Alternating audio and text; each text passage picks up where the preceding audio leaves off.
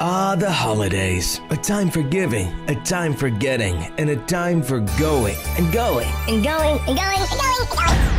When you need a break, we're here, helping you make sense of all the good and the going of the holidays. Happy holidays from all of us at ubnradio.com.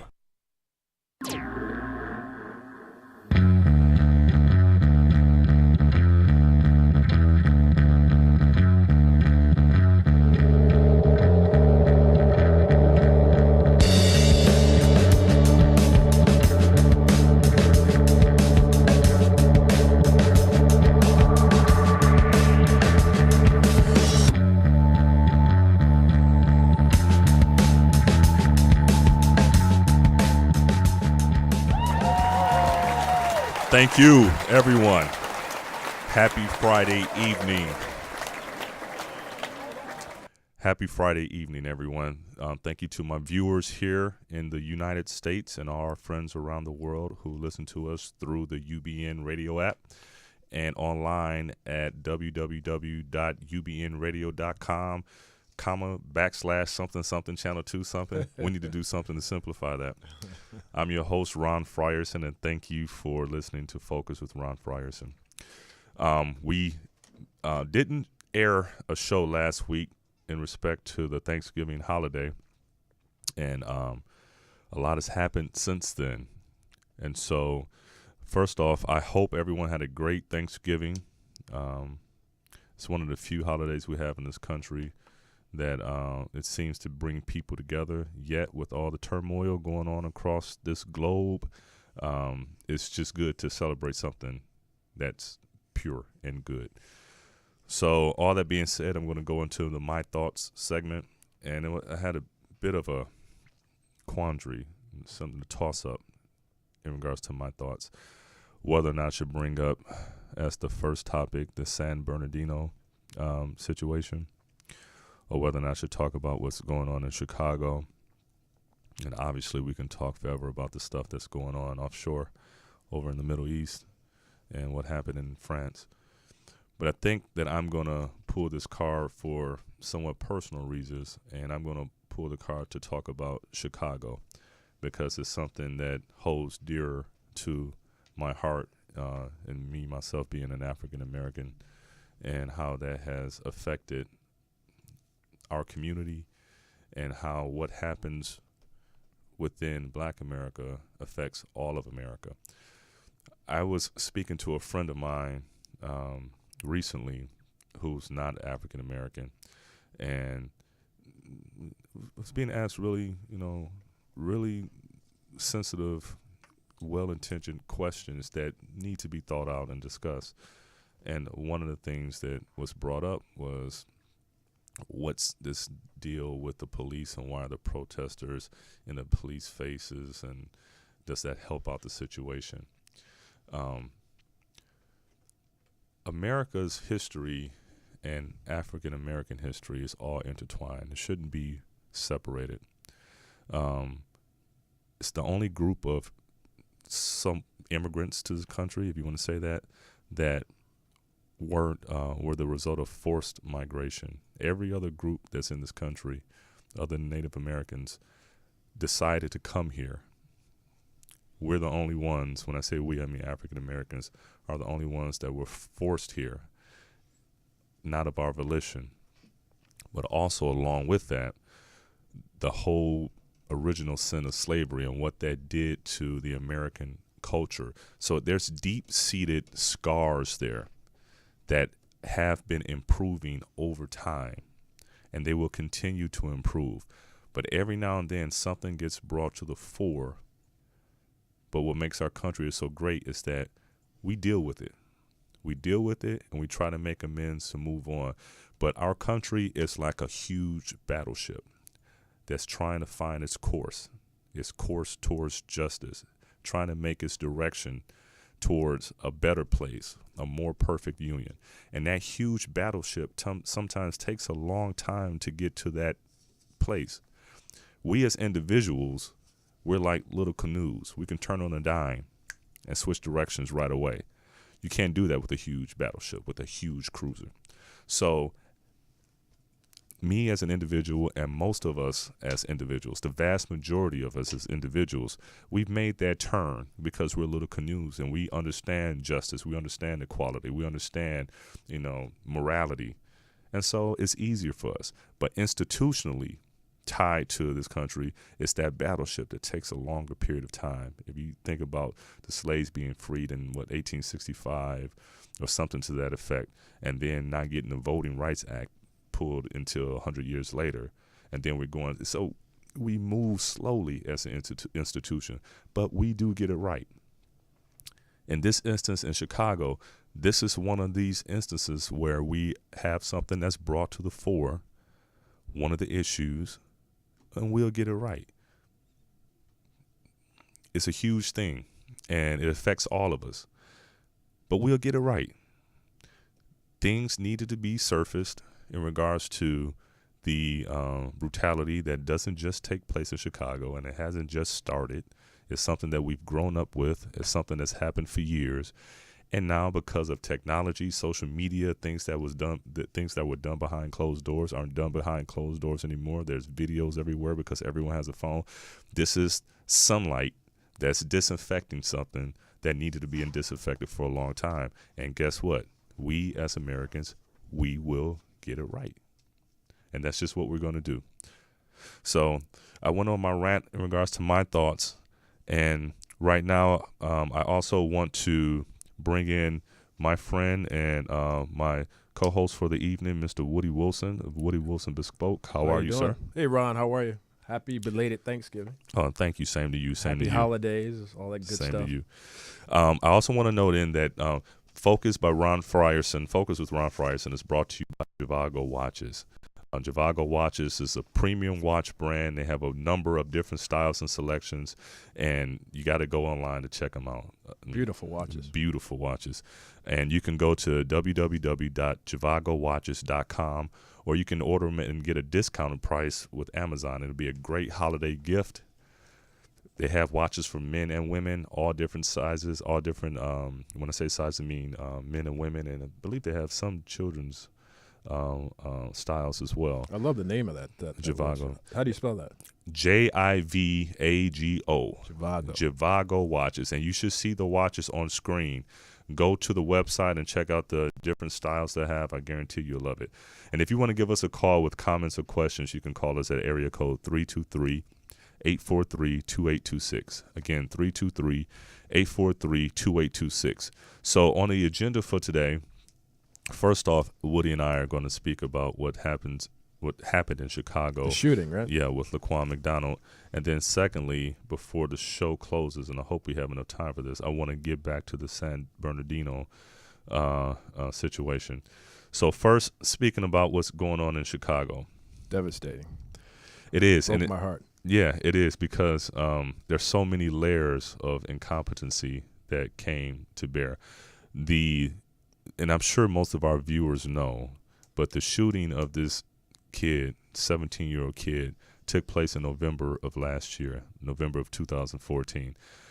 And he had a sad life, back and forth in foster care. The only time he had real stability in his life is when he lived with his grandmother or great-grandmother. I think it was his grandmother for a few years, and then she passed away, and then he went back into the system. And just on one given night, he was high.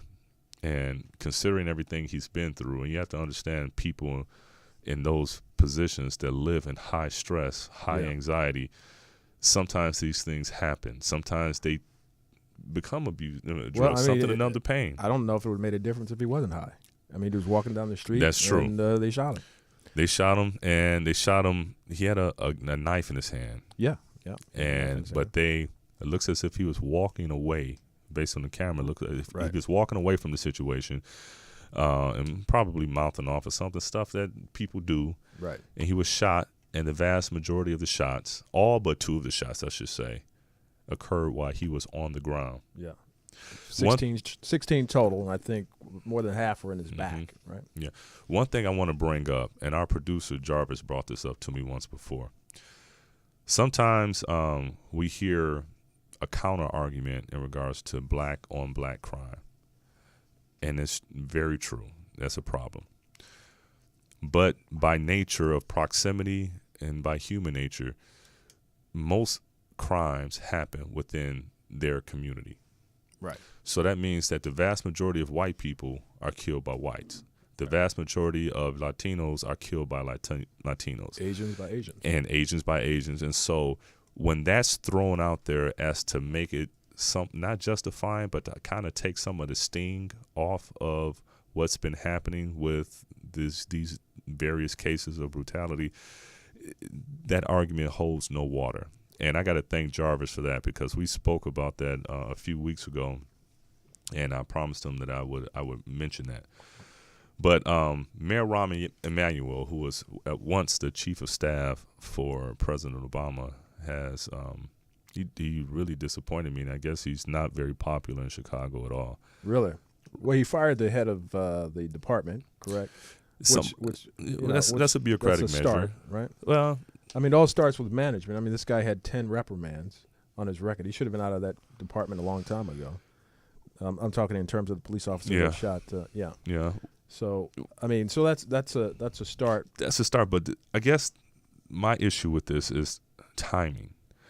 These things took place a year after the incident. Now, and also the fact that the only reason the video of the shooting came to light was because the judge released it through the Freedom of Information Act. Mm-hmm. And so to get out ahead of the video being released, that's when they decided to charge the officer. Like the day or two before the officer was formally charged, or before the video was coming out, that's when they decided to charge the officer. They really try to hurry up and do everything they should have done a year beforehand. Right. And that's what really concerns me. They would have covered the whole thing up had they been able to. And everyone, and I always say this on this show, allow logic to dictate almost everything.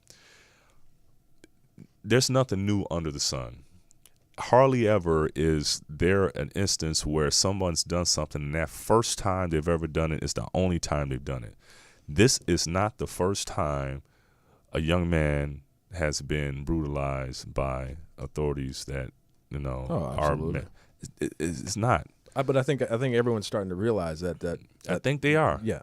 They understand. Because I have people ask me, my friends who are not African American, has that ever happened to you? And I explained to them, of course not being shot, but I think now the broader conversation is now becoming uncovered. And it's uncomfortable for people. I understand for those people that don't walk around experiencing what it is to be a minority, because I don't want to act like I'm some woe is me, because it's not that, because it's actually pretty great. It is. I wouldn't. Fantastic. It is. I wouldn't change anything about it.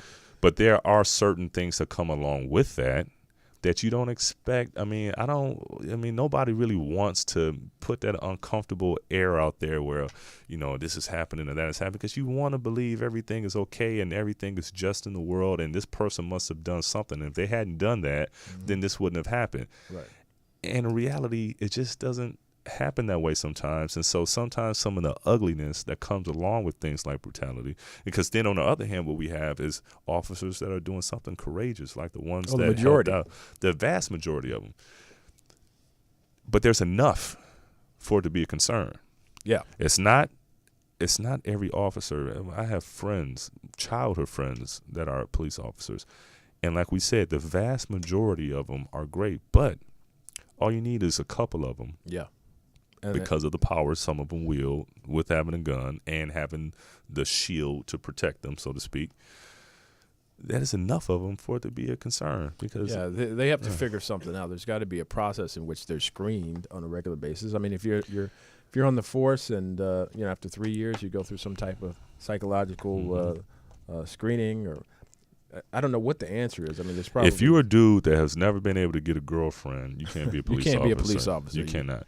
If you've been a dude that you were used to getting bullied in school, you cannot be a police officer. No. If you're one of those guys, and we all know them, that quick to argue, we know those hothead friends. Yeah. You can't be a police officer. You can have me sit there and do a personality test on a person, and you can tell. Just poke interview. him, It's a basic interview them and kind of poke them and prod them and see. And some people are hot tempered. Right. It's fine. I mean, I have hot tempered family members. That's right. You can't be a police officer. That's right. Because now you have a hot temper with a gun in your hand, or now you have a hot temper with people that will certainly test you. Exactly. If you haven't tried soul food before, you can't be a police officer. You know, you can't. I mean, there's certain personality traits. If you're the type of dude that, for whatever reason, you couldn't get a date and you didn't like the jock. I was the jock in school. I was always the jock. Yep. You always had those ones that kind of hated on you, and you knew you hated them, but it didn't matter. I hated you. Yeah. But it didn't really matter. But you knew that the hate was there. Right. You cannot be a police officer because you would be the same one. You just can't. No. Or if you love watching Archie Bunker when you were a kid. I'm joking. If you're a fan of Archie Bunker. If you're a fan of Archie Bunker, or you like watching Cops, then you probably shouldn't be one. You can't be one. No, because it's a very necessary and a very noble profession, because you do put your life on the line to protect people. But you know what? That makes me think another thing, and I don't want to go too far off topic, but what's up? The internal sort of mechanisms that they, in the law enforcement officers across the country, that they need to do internally to cleanse and purge themselves of those officers, which they know who they are. They know who they are. Something similar to that needs to happen within the Muslim faith. It's one of the great religions of the world. It's a good point. It's offered a lot to civilization, things that we may not even know of, that some of these cultures have brought to us. And there's an element from within that's diseased. Yeah. So the collective, I would love to say the collective of all the Abrahamic religions, the collective of Christianity, Judaism, and Islam will all get together and purge out that one component. But right now it seems like, at least to my ears, that and actually it's a little bit better now, but the mainstream Islamic members of the faith have been somewhat quiet, but I think they're speaking out more, especially in our country, because I think in our country, because of what we spoke about before. There's a video some young Muslims put together that essentially were saying, we're just like you, we have the same concerns, talking to all Americans and what Christians. I would love to do, if a grand social experiment, I would love for us to even stop referring to them as Muslims, if that were possible. If it were possible to say that two crazy people, two criminals, went into San Bernardino and started shooting up the place, I would love that, because I think that would take some of the fire. Downplay their message. It would downplay the message of ISIS or religious fanatics, and it would just make it say that you're just a fanatic. We're not going to associate you with one of the world's great religions. We're just going to say that you're just a fanatic. Right. And at least in America, we're not playing that game. Right. Now, over in other places, they want to just put it all on Muslims. No, we're not going to even label you. We're not going to give you the credit of doing. The media won't do it because, especially certain media outlets, they like the sizzle and the fear and the reaction that comes along with associating. They couldn't wait to find the link in this situation in San Bernardino. Oh, yeah. They couldn't wait to find it because this is sales. It keeps people glued to the TV. It keeps people in fear. And now you have not alienated, but demonized one of the great religions that now is being tainted to the the uninvolved mind, to all of them being some way, somehow associated with this. And that's not the case. That's not the case. 1.6 billion people on the planet. Absolutely. And you get these few idiots. And I would love, myself, for us to just do exactly what I say. Think about that result, though. I mean, they go out in the name of whatever their purpose is, and you say nothing about their purpose, and just say they were deranged and these two sick people decided to go and do something, and they had to pay the ultimate price for what they did. Exactly. And just keep all of the rest of it out of it. I bet you they would probably hate that, because at the end of the day, because ultimately they're just trying to get their message across. You ever meet somebody in life that it's one of those types of people that if you're quiet, they'll be quiet. But if this argument starts, if you start to feed into the argument, it just makes them even more so animated and get into it. I think this beast is kind of like that. I think it needs that negative energy. It needs for us to kind of buy into the fear. Buy into the fear, buy into the fact that this is us versus them, so they can use that to They need the show that propaganda to promote what their agenda is. and get and we those feed right into it. And a friend of mine, I listened to an interview that this friend gave, and it said that the vast majority of the Islamic youth are under 30 years old. Oh, and wow, they that young. and they grew up around 9/11, and you have to think of 9/11 was almost a generation ago, about a half a generation ago. 12, 13 years ago. Yeah, half a generation ago. So in half a generation, they've grown up in a world that has looked at them differently. Mm-hmm. So they already, in a certain respect, feel a tad bit as an outsider. And then you take that and you couple that with the messages that are fed to them in the media, and they feel disaffected, maybe especially if you poverty. Then you have the anger, and you have the resentment. Then you have someone else who's deranged that can give them a sense of purpose. And I still don't understand what the message is. Why are you killing innocent people? What is your goal? What is the objective? Why are you doing it? What do you hope to resolve? I think their key is that they don't believe anyone's innocent. I innocent believe, in what? Like, what are we guilty of? Okay, no, I think that it's, and I don't know because I'm not an expert on it. Right. But if you try to put yourself in someone's shoes to make it seem as if they, if you can, and which is very difficult to do, but for you to justify yourself the fact that you are going to go somewhere and kill not only yourself but other people, and you're going to go and do that, then there has to be something in you that feels like you are on a divine mission. Somehow. Like you are on a divine mission that no one else understands except for you and your clique. You are doing something that's above and beyond on a higher level that they can't get and they can't understand. But do we know what that is? I mean, I know that when we put our feet on the grounds in the Arab world, they were offended. And when we put our feet on the ground? Our feet on the ground. I thought you said feet for a minute. No, I'm just saying. I may have said feet. I don't know. You may have. Okay. That's Feet. okay. But boots on the ground. We boots put on our the boots ground. on the Boots ground. on the ground. They were offended and they hated America. But I don't understand what the philosophy is. Do they want an all-Muslim world? No, I think that they, in their religious thing, and I saw my favorite journalist of all time is Fareed Zakaria. I read a lot of his stuff. Man, he's a great guy. And one of his, he had a piece that he put out about ISIS, and they have an apocalyptic vision. They almost, the book of Revelation. Yes, almost every major religion has its version of what happens in Revelation. Mm-hmm. Depending on the faith that you hold, the ending sometimes looks different. I guess in their faith, in that apocalyptic sense, and they feel like they are end-time warriors, they are trying to bring forth a major holy war between the non-believers and the infidels and themselves. And they bought into that. The same way we get some crazy people to put on Adidas track shoes and go and kill themselves in San Diego, wherever that was.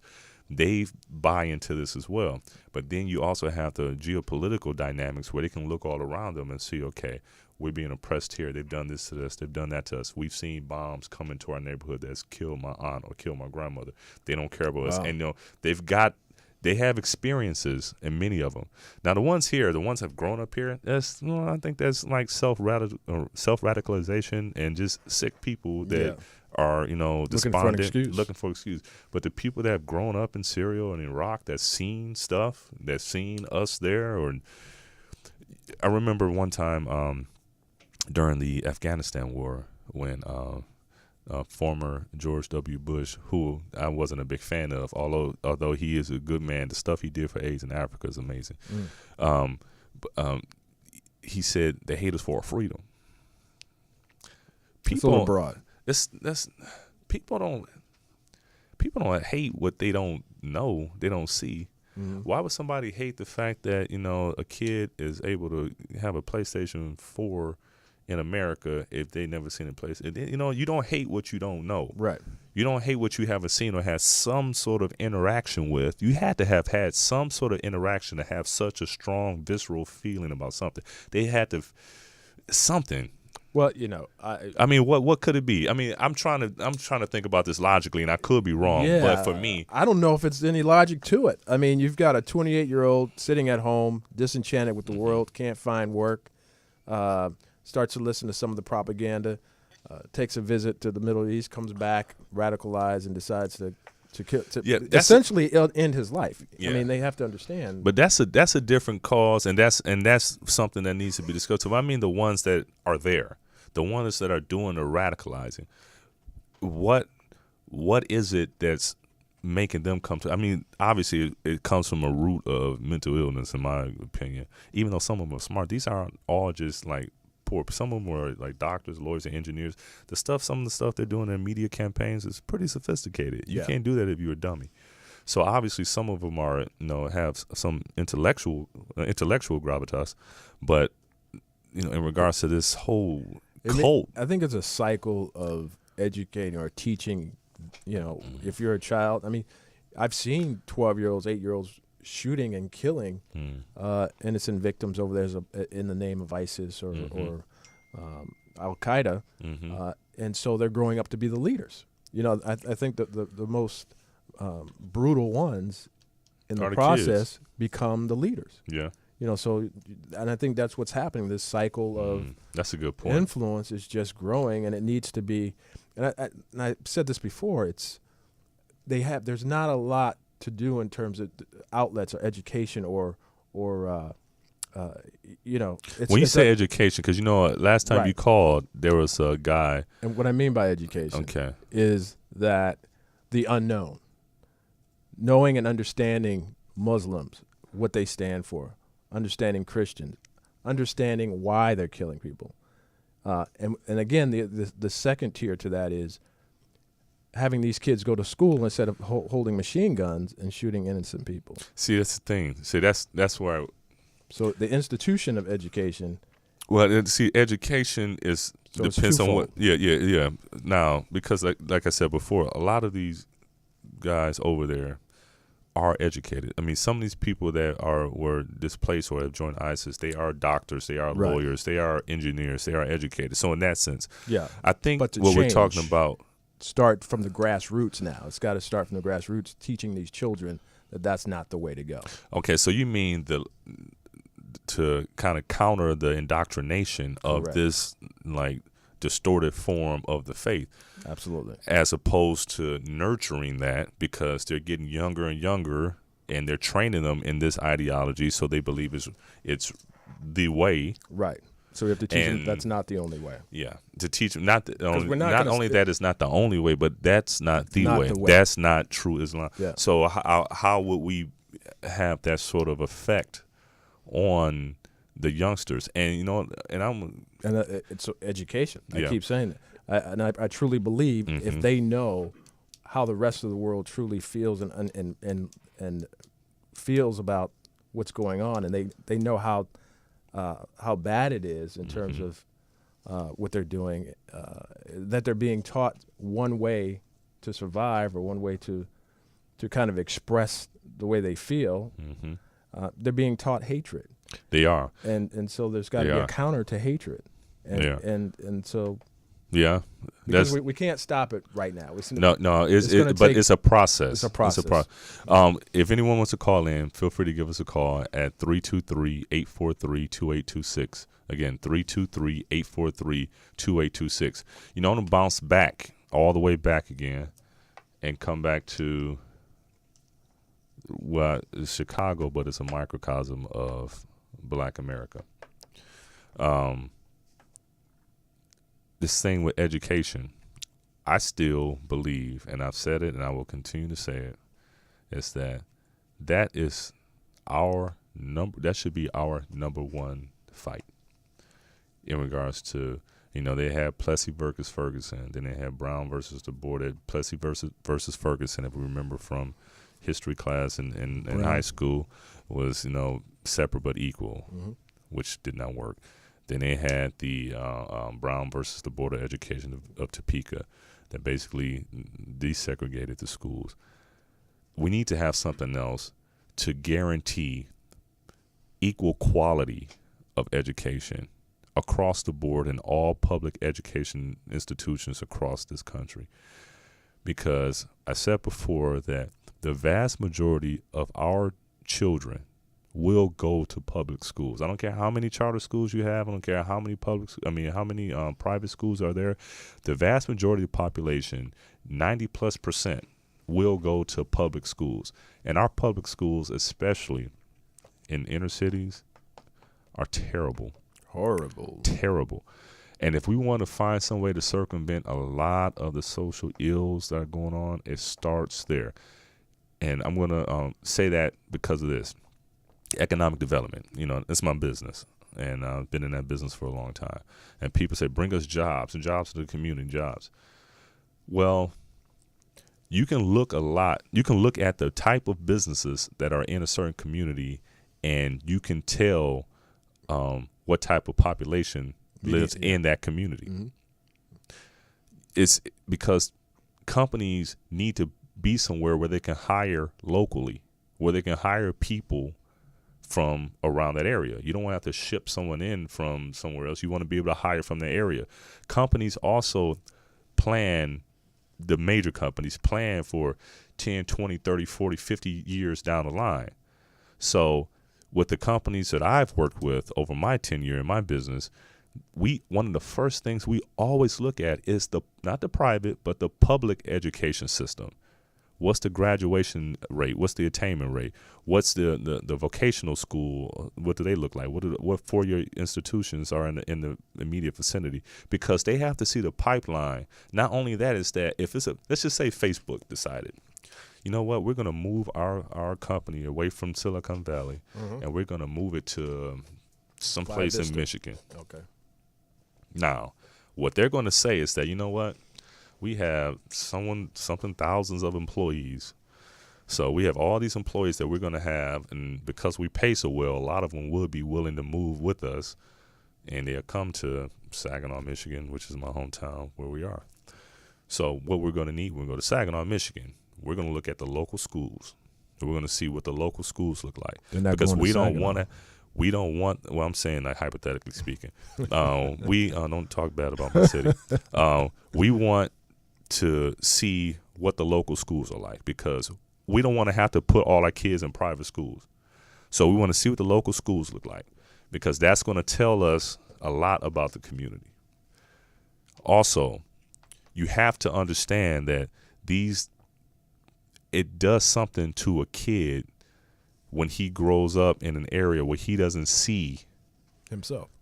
I mean, it's really like night and day. If you put all the money that we're putting on to this other stuff, we put this into pre-K and K through 12 education in our public schools, and we made our K through 12 public education schools the best across the board, and did whatever we need to do. And I don't care what it means. And everybody put something on somebody.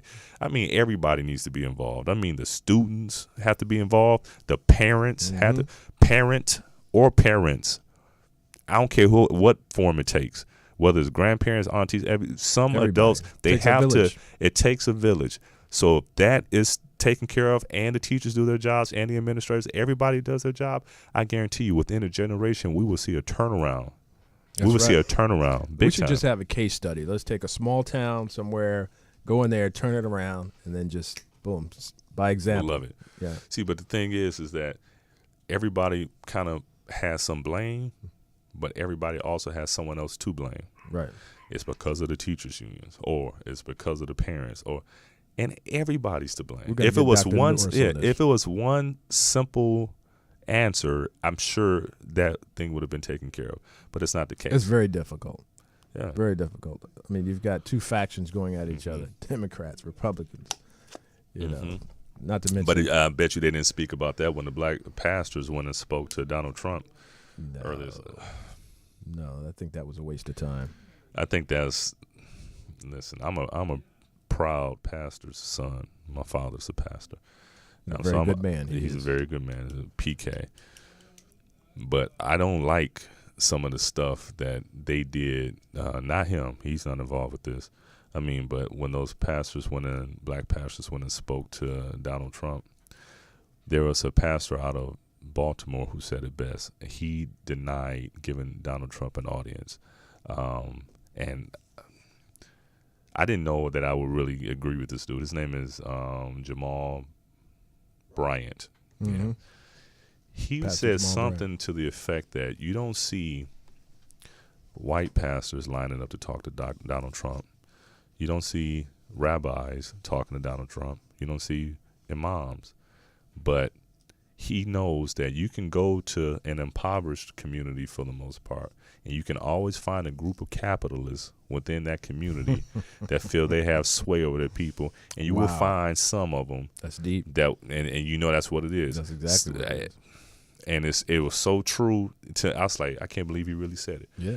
Because some of them already, in my opinion, have their own agendas Mm-hmm. other than the betterment of the people. Yeah, they need a donation. Yeah, a donation, exactly. They passed the plate. And at the fact Trump. that he said, and the fact that you would sit there and speak to Donald Trump after the stuff he said, I'm a good friend with the blacks. The blacks. Is that what he said? Yeah, he said, yeah, I get along with the blacks. Come on, man. The blacks. And then What's he talking about? And then what he said The black about Latinos and what he says about, I mean, and that's why I said before on the show, there's no way he could be president. I mean, he had to be World War III easily because he'll say something foul and start a war over in somewhere in Malaysia, and we wouldn't even know about it. But he's called Canada. I think Malaysia or China just bombed Taiwan. I think Taiwan, China should bomb Taiwan, or we'll send Taiwan to bomb them.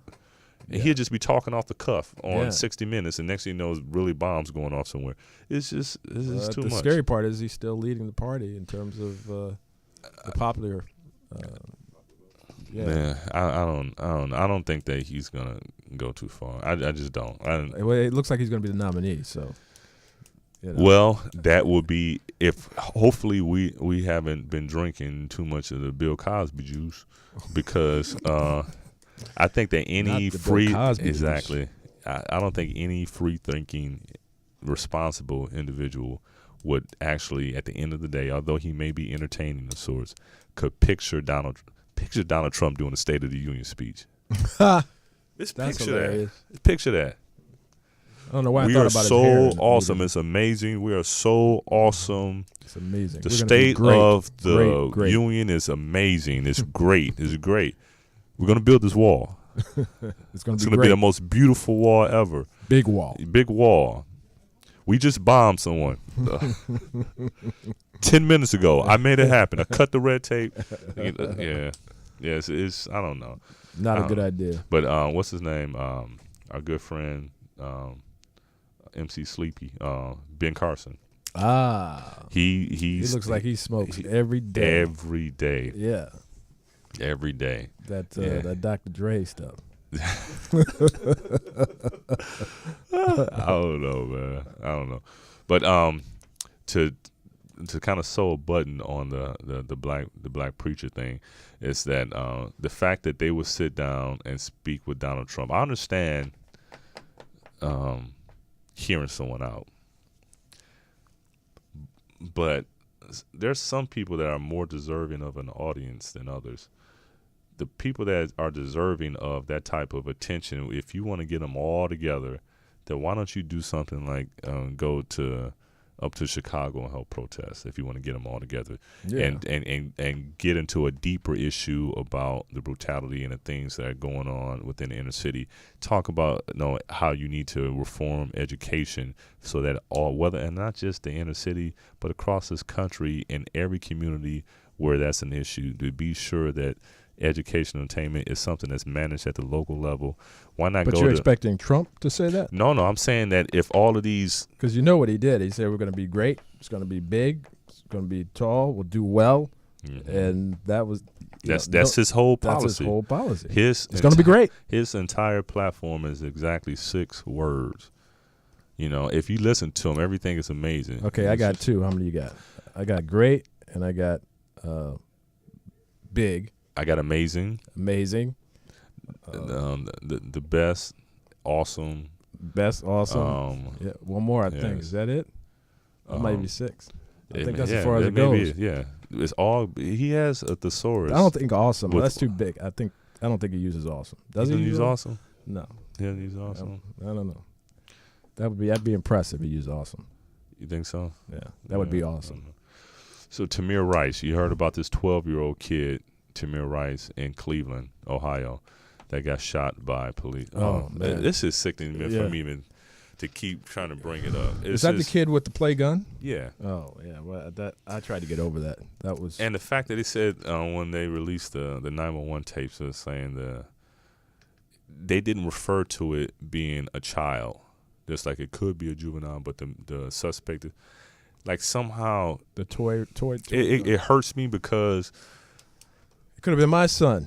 Exactly. That's what I think it could have been little Woody. Yeah. And I think about me and my friends growing up, and I just think about you're a kid, 12-year-old kid. Yeah. What do you know? You don't know. But somehow, and playing cops and robbers, and they're not playing. They're shooting to kill. They're not shooting to maim. Yeah.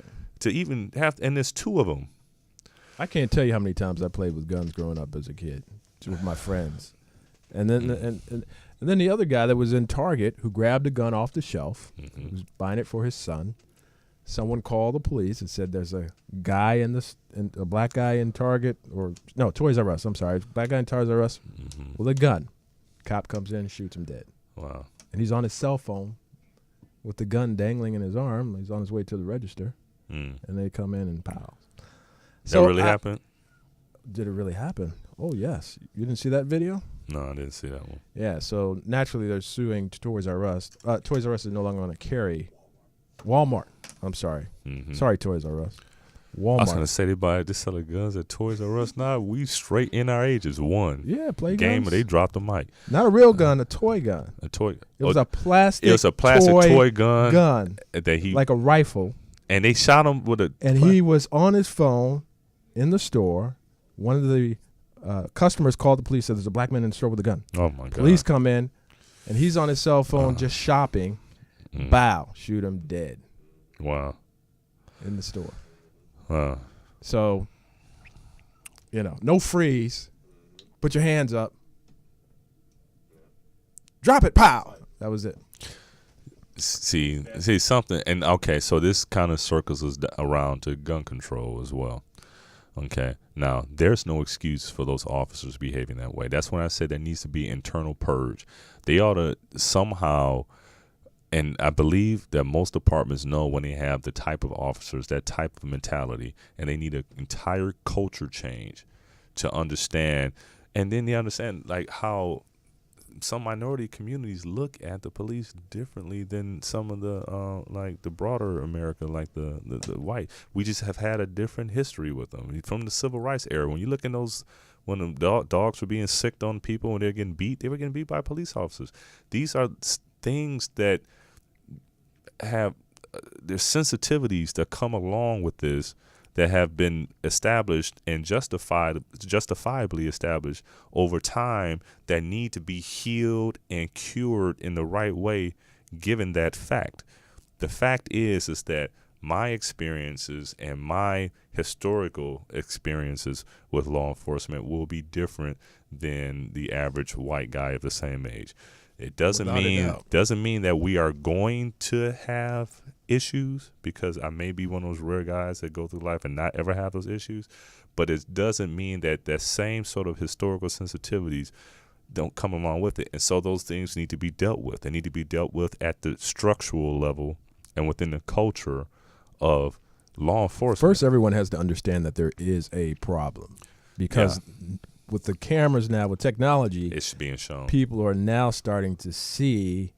And in the beginning, they're like, oh, these are isolated incidents just because. No, let me tell you, this has been going on. And apparently since the technology, the introduction of cameras, it's been kind of skewed back a little bit because cops are more aware that they're being watched, and it's still happening. So can you imagine what was going on back in the day? Like the guy in Alabama who the police officer tased him. He started running, and he shot him in his back. And down south, we've heard stories of this happening. Oh, this has been happening for years. Yeah. And this is what I was saying earlier in the show when I said that I get it why most people just don't want to believe it, because it's uncomfortable. It's just the police wouldn't do that. No, he must have done something, because they don't have the same sort of experiences that we have. And I get it. And when I say I get it in regards to wanting to continue to think everything's okay and continue to think that everything is great. What are you talking about? They must have done something. Police don't do stuff like that. Some of them do, and you have to understand the historical context. But unless you have sat in this skin, you wouldn't know.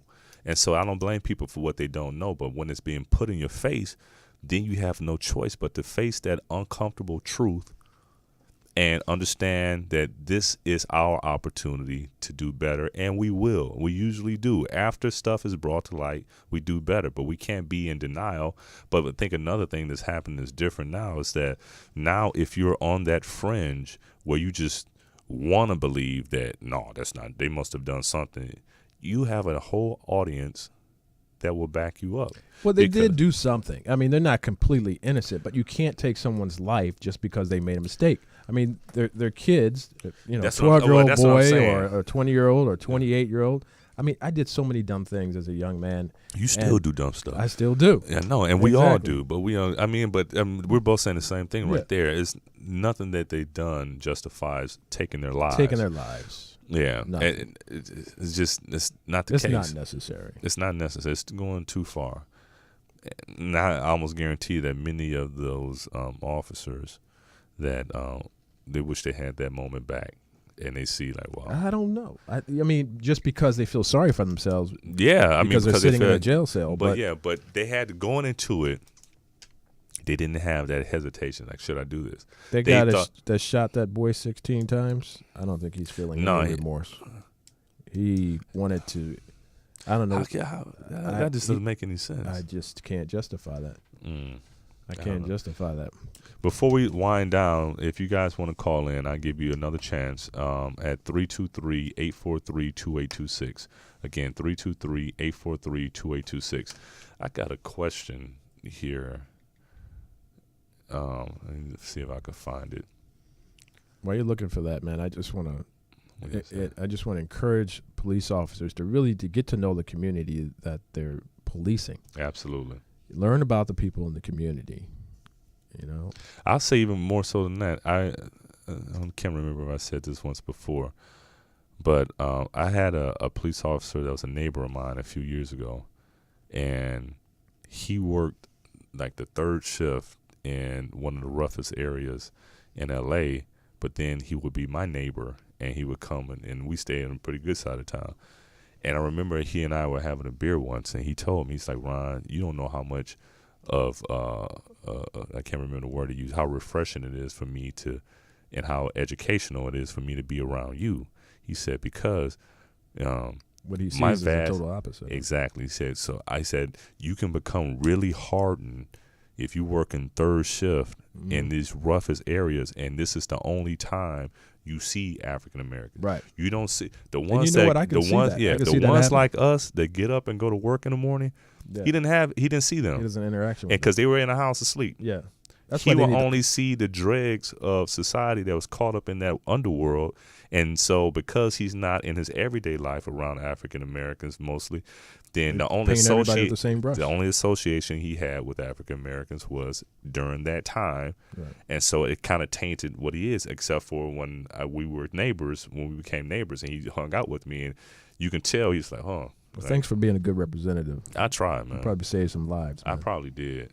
And then we started, doing rap music. Some NWA. Yeah. I was trying to find this one question. I think they should change their shifts up. I mean, don't do the all-nighters. Do some during the day and at night. Mm-hmm. Learn who the parents are. Get to know the kids in the neighborhood. Mm-hmm. I mean, thugs come out at night. Freaks come out at night, right? Let's play some Houdini right now. But I think that'd be a good solution to police. We got to get back to policing by knowing the folks in the neighborhood. Stand on the corner. Remember cops used to be on the corner and, What area you come up in? Well, Yeah. I think that's before my time, too. If it was cops on the area, Was on the that corner the- on Salon, I was I was on the south side in Saginaw, think that was Michigan, on the Gomer south Pyle side. and We saw a cop on the block. Andy Griffin show. That's what I'm thinking. You must be thinking something different. No, but I think a lot of it also has to do with us policing ourselves in the community too. Well, When I was a kid though, yeah. I remember when crack first came on. Oh, I crack remember kills. I remember before crack and after crack. Before crack, and post crack. yeah, it was like the community was like really a community. Crack came on, and you saw it around you. People changed. Yeah. You even had like some of the bummy people that went to school with you automatically. Now they started wearing gold chains because they were selling dope. They were selling dope, And yeah. people that were responsible members of the community was just going down. It was just crazy how it Right. changed. So I think some of that has to do with us policing ourselves. Yeah. And I think that by us policing ourselves, we will also keep many of the officers in check because now we'll be one voice. Well, I said, I was talking to my buddy the other day, and I think one of the best things that happened to the inner city community back in the 60s, I believe, were the Black Panthers, because they policed their community. Of course, they went a little bit too far over the edge, arming themselves and threatening authorities, but the concept was there. They were teaching the students, their community schools. And so if we could get back to a version of that, minus the violence, of course, because we don't want that. But something's got to change. And like you said, policing ourselves would be a good way to start. Well, Mr. Woody Wilson of Woody Wilson Collections, Woody Wilson Bespoke. Yes, sir. We solved all the world's problems again today. Man, we did that quickly, didn't we? And I had a 5 o'clock with President Obama that I turned down. I'm sorry, man. Yeah, it's okay. He'll be all Kept right. hearing. He'll be all right. Yeah. I didn't get a invitation to the White House for Thanksgiving, but it's all good. You better text him about that. I'll have to. Everyone, thank you for joining us on this week of Focus with Ron Frierson. Enjoy your weekend. We really appreciate you. And have a great one, and we will see you again next week. Thank you. Thanks.